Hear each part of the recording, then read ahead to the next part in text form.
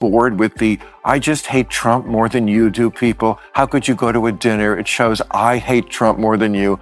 Boring. And also, I earned all these epithets. Bill Maher just did the unthinkable. He had dinner with Donald Trump. One meal. No endorsement. No praise. Just a fork, a knife, and a conversation. And the woke mob exploded like he'd signed onto Team MAGA. The man who spent decades mocking Trump suddenly got branded a traitor. Why? Because he dared to sit down and talk. But this wasn't just dinner. It was a spotlight moment. A mirror held up to the left's crumbling moral code. So why did one meal cause such an uproar? And is Maher the next one quietly walking away from the wreckage of the progressive cult? I did the horrible dinner, which changed the world completely. I'm curious about that, about the dinner. Do you regret any part of it? Do you regret doing it? Do you regret the why would before or after? I'm just curious, like the way that all of it played out. How do you think about it? This is how fragile the modern left has become. Bill Maher, a lifelong liberal and anti-Trump firebrand, has dinner with the former president and suddenly his public enemy number one. Not for what he said, but for who he sat with. Conversation is now betrayal. Civility is heresy. The same party that once championed free speech now punishes proximity. Maher's crime. Respecting dialogue over dogma. This isn't liberalism anymore. It's ideological tyranny, where even breaking bread becomes a political crime.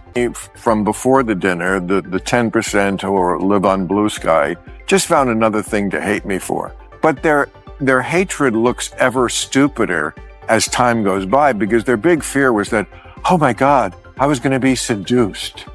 And of course, I went right back to tearing him a new asshole every week. Maher nailed it. Today's left has stopped serving people and started serving narratives. They don't want solutions.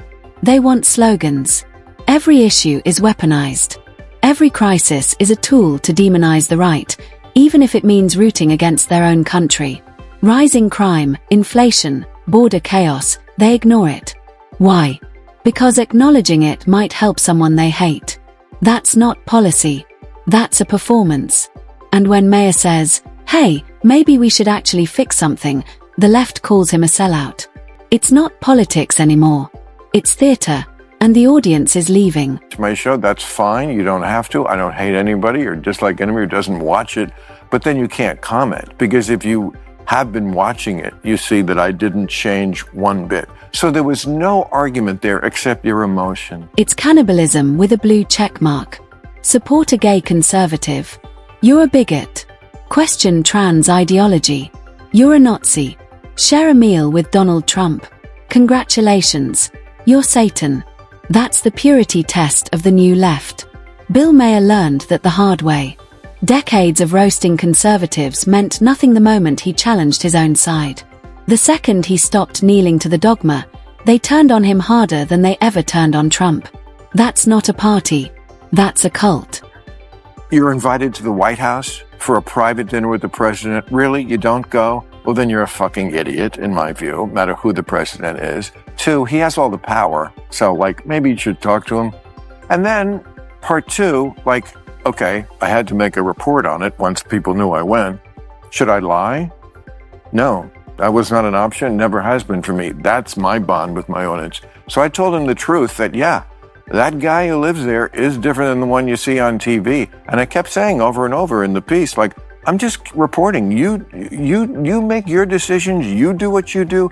I'm just saying I went down into the mine, and I'm telling you what's down there that you don't know. Let's be honest. Bill Maher hasn't flipped red. Not yet. But he's standing at the edge, staring at the exit. And who can blame him? The modern left can't handle dissent. They don't debate. They demonize. They don't argue. They assassinate.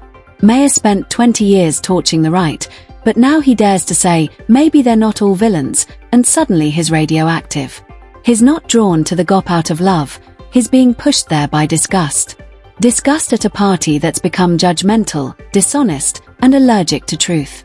Oh no, how it's just emotional. No, look, if I had the opportunity, if I had the opportunity to talk to Trump, I'd be happy. I try to interview Republican officials, and the farthest right Republican that I've ever gotten on was like Adam Kinzinger, to give you an idea. And you don't really have to in this media environment because it's so bifurcated. And so you have all of these right-wing outlets. You've spoken to, people have come here and you've spoken to them. There's no need for people on opposite ends of the political spectrum to go on opposing viewpoint shows anymore because there's so many, why deal with tough questions when you can just get pats on the head? The problem isn't that Maher had dinner with Trump.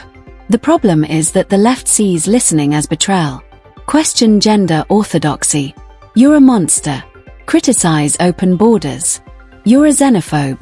Think Trump isn't literally Hitler. You're cancelled. The left doesn't see debate as growth, they see it as sin. Bill Maher gets that now. He's not siding with the right. He's siding with reality. And that's what makes him dangerous to the ideological bubble they're trying to protect. I mean, there's very few shows that do that. I reach out to Matt Gaetz and Marjorie Taylor Greene. Their offices will never respond. Yeah, well, you gotta reach out again. You know what? I'll call them all for you if you want. I will tell them to go on your show, and they will do it. Because that's one thing that is very different from the left and the right. That surprises me, because usually the right-wingers will go anywhere. I just had that guy on, I loved him, Wesley Hunt, congressman, African-American congressman from Texas, Trump's biggest supporter. Yeah. But it's so sincere. Oh, that's a... With Paul Begala. Okay, that's America. Maher just ripped the mask off the modern left. The roles have reversed. The left has become the intolerant zealots they used to mock. Can't date a Trump voter. Can't eat with them. That's not virtue, that's narcissism. While liberals cry about fascism, it's conservatives saying, "You voted blue. Let's grab a beer." The obsession with ideological purity has infected dating, jobs, even friendships. Maher's dinner wasn't betrayal.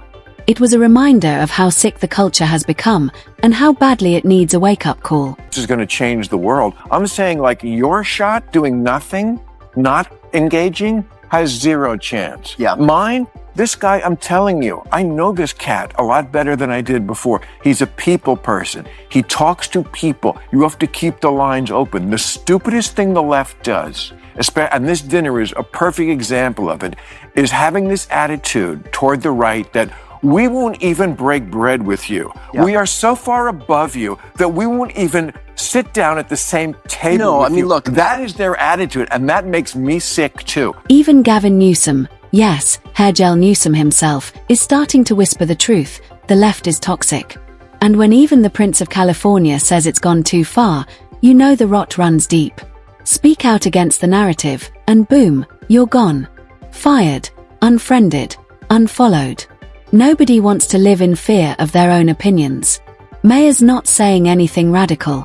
He's just saying what most Democrats are too scared to admit. The left has become a political poison.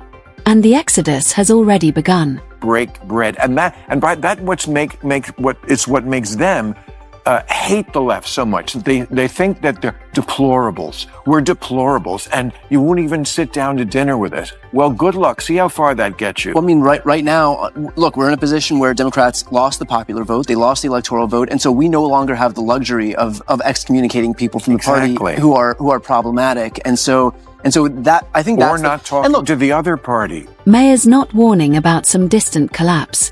It's happening now. Look at Stephen Colbert. Gone.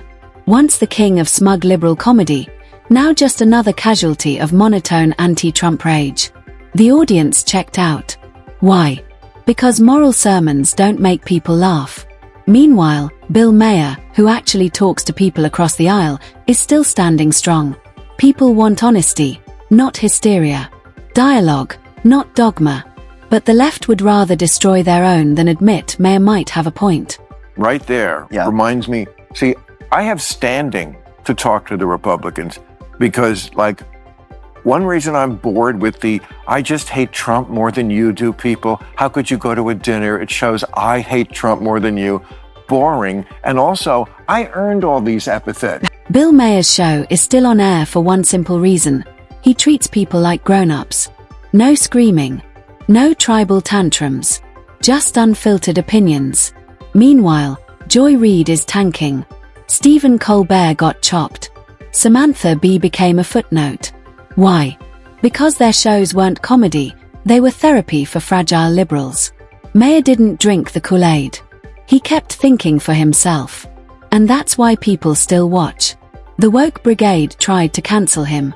Instead, they cancelled themselves. Guy, better than Somonex, fired like a dog, dumbass, not an intellectual, terrible show, moron, stupid guy, bad ratings, failing comedian. I earned these because I did all these editorials about Trump before anybody. I did the one where he's, to your point, where he's a con man, where he promises things. And I did the one of he's a mafia boss. I did these a long time ago. Well, okay, so like you Johnny come latelys, like I've been there. I'm onto something else. You should get on that page. Let's get one thing straight.